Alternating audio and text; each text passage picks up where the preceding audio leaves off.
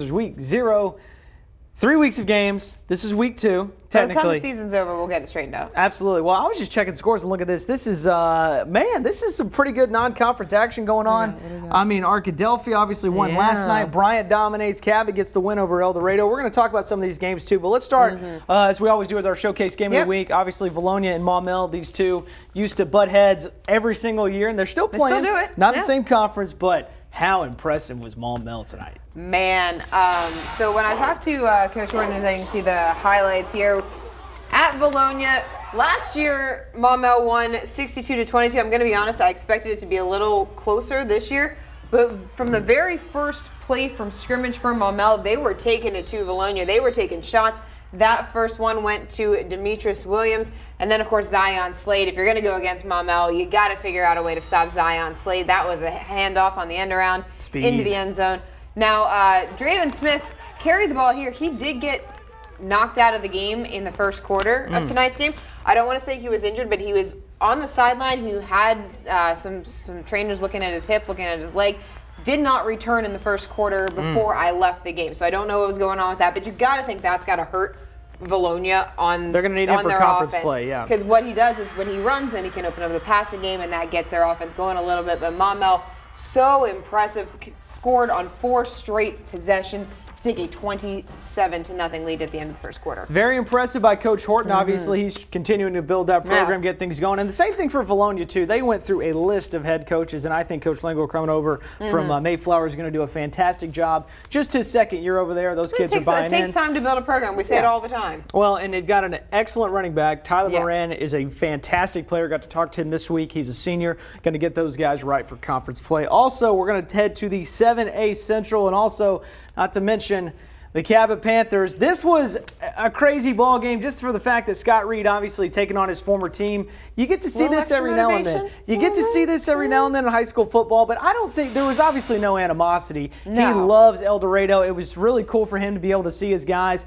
And as I said on my live shot, it's fun to see Cabot in a different light in this offense, but I also want to talk about Coach Jones down at Eldorado. Folks, Eldorado may have lost this ball game, but they are set for years to come because there is probably no better offensive mind, at least in my opinion, in the state as far as a guy young, developing, and continue to grow. This guy was an offensive coordinator at Searcy just a few years ago. What does he do? Leaves, goes to Junction City. What does he do? Titles. He wins the state championship. And what is, in my opinion, probably the toughest town as far as fans' pressure go, you go to Junction City, you win a state title or they'll run you out of town. Or you move out of town because you win a state title and you get a bigger job. So I think Eldorado is not only in good hands, they are in great hands with Coach Jones. And then this is obviously exciting for Coach Reed too, building at Cabot. I had heard— You're liking what you see though. Well, and here's the concern that I had heard about Cabot heading into the season: pass blocking.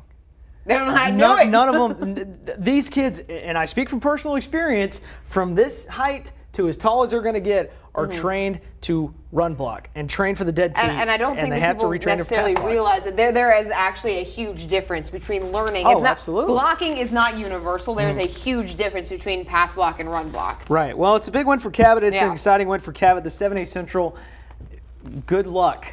North Little Rock, Bryant, Central's undefeated right now. Cabot, Conway. It'll be fun.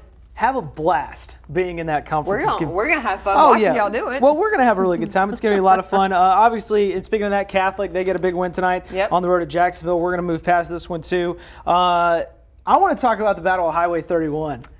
BB and Lone Oak. Michael, I know you're back there directing. I'm going to give you a second to pull this up. This game, I'm so jealous of our photographer, Bree, getting to go to this ball game. What a treat it was. Before we went out tonight. Well, and here's the thing, too, growing up in Lone Oak County, you know, obviously I went to a lot of Cabot games, but Lone Oak and BB and Mitch Lilly can attest because he knows all about BB and Lone Oak. Lone Oak boys. You did these highlights. This was fun. What is this, Dr. Pepper right here? Yeah, a little shake and bake, adding a little pepper there on the end of the run, and pepper, or, you know, as we saw, baking powder, baby powder. Absolutely. Well, and these guys, too, obviously both first-year head coaches going into this ball game, too. It's so exciting to see these non-conference rivalries go head-to-head. People love points. They love to see this.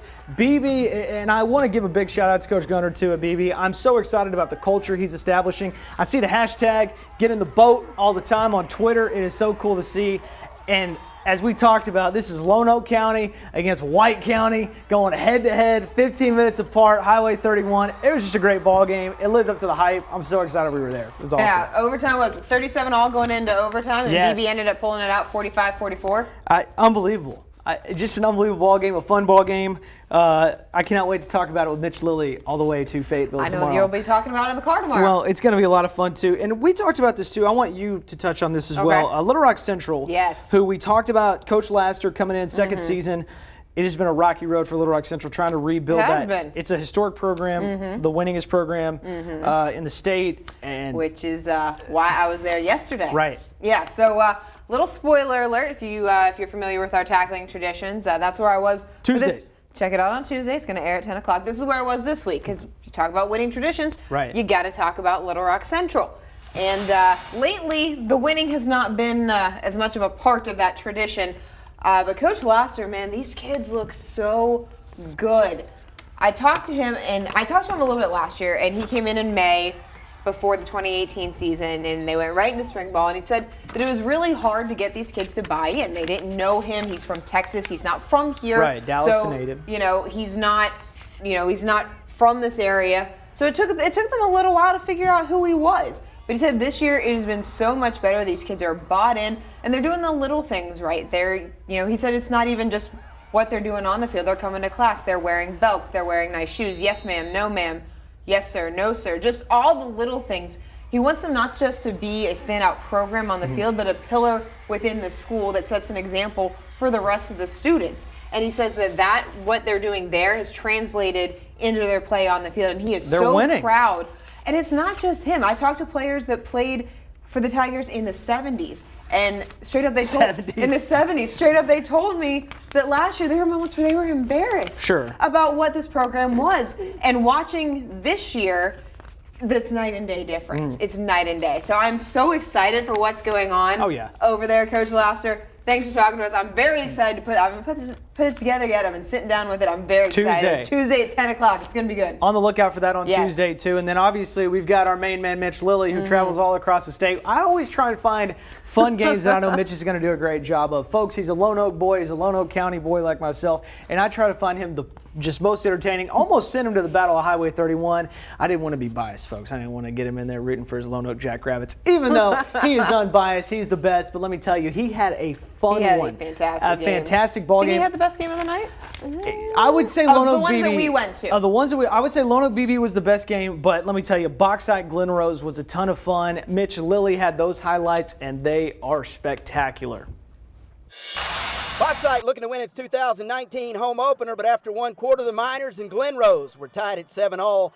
Second quarter we go. Bauxite's defense stepping up right here. Check them out. Jordan Parsons leading the charge and stuffing the run. Then a little bit later, Bauxite again bringing the pressure. Malachi Griffin with the big tackle for loss. Then, same drive a little bit later, though. Glen Rose looking to go to the air. And check it out. It looks like the Beavers make the grab, but it's Bauxite's Kane Griffin stripping it away for the big interception. That would turn the tide. From there, Bauxite gets going on offense. Handoff going to Malachi Griffin. We saw him do it on defense. Here he is on offense. He stays on his feet, strolls down the sideline to the paint. The extra point, no good. Miners up 13-7 at the half. Then we move along to the third quarter. Glen Rose up by 1, 20-19. Bauxite driving until this. It's hard to see right here, but the pass, trust me, is picked off by Matthew Clark for Glen Rose. But it's Bauxite coming back to get the win. Well, that's Glen Rose Bauxite. All those games usually go down to the wire, and Glen Rose has got a good team. They're gritty, they're tough. That's the type of kids they are, and that's the type of kids we are at Bauxite. Our kids, when we got down there in the fourth quarter, our kids didn't give up. They came back, they fought and scratched, and found a way to get the ball, to get the win, and I'm awfully proud of them. I just want to give full credit, Coach Paul Cali. I think Coach Paul Cali pulled out the victory tonight. Coach Patton, I'm just messing with you a little bit. Coach Cali, I really hope you're watching. I hope you're watching. You're the best. I love you. You're the man. All victory to you tonight, baby. You pulled out a big one over Glen Rose, and Coach Keener and the Beavers are going to be fine. They're a great club. That's a fun win for Bauxite as well. And last game we're going to talk about, Conway. Yes. You almost went to this ball game. We were talking about making schedules this week. I thought you were going to be at Conway because Conway-Jonesboro, this had a fantastic points, touchdowns. Not so much. I was going to say, not really.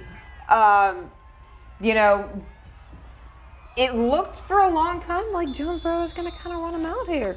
Well, and that's the thing too, is they jump out early, and then Jonesboro's moving down the field. Well, Our man jumper here. Jump across, one of the best names in high school football. It's fantastic. By the way. Who would have thought this play right here? I was just going to say, it's so fun. Like This is the game. Exactly. That is the game right there. And when you watch football as much as you and I do, it's really easy to pinpoint like the one play where a game can change. And that was it. Because had he scored on that play, it would have put the game out of reach, because Conway ends up winning this game 14-7. That would have changed. It was 7-7 at halftime. That would have made it 14-7. And who knows what would happen? I think it just shows you, again, Coach Fimple and Conway preaches defense. I know he loves his defense. I know he loves his offense too. But that's a really impressive win for Coach Fimple, who this is his second season in Conway, but it's almost like it's sort of his first season. He got there so late to Conway last year. We talked before the season. Coach Fimple was house hunting in Conway, coming down from Northwest Arkansas, trying to build a team, trying to get guys together, trying to coach in the biggest classification and the best conference in the state, besides the 7-4A, in my opinion. 7A Central. We're not biased here. You're trying to get used to this, and you're trying to get ready. So I think Coach Fimple, he's done a fantastic job playing especially tough non-conference opponents. Jonesboro, Eldorado. Well, that's how you get better. We talk about it every week. I'm going to ask you, what's your one takeaway from this week? My one takeaway is that I am so excited, not to beat a dead horse, about the 7A Central. Cabot looks to be a lot of fun. Catholic is improved. Central is improved. Bryant is Bryant. North Little Rock is North Little Rock. They're out of town. They're in Shreveport taking on a team right now. The game's not even over with yet. The 7A Central, everyone thought it was going to be a two-horse race between Bryant and North Little Rock. It's not that. I ain't giving it to them yet. It's going to be a lot of fun. You and I have the same takeaway. Boom. Love it. Guys, thank you so much for joining the Blitz Overtime. Beyond the Blitz tomorrow morning. I'm going to be in Fayetteville heading up for the game. Going to be a lot of fun. Razorbacks Rams, 3 o'clock. 10:35. Hogs on Super Saturday. Wear your pink for Wendy, y'all. Yes. Do it. Yes. Very, very, very, very good point. ASU playing Georgia tomorrow morning at 11 a.m. I know it's an Arkansas game day, but I'm wearing pink. I'm doing it. Kudos. Got to do it. All right, guys. Thank you so much for joining us. We will see you next week.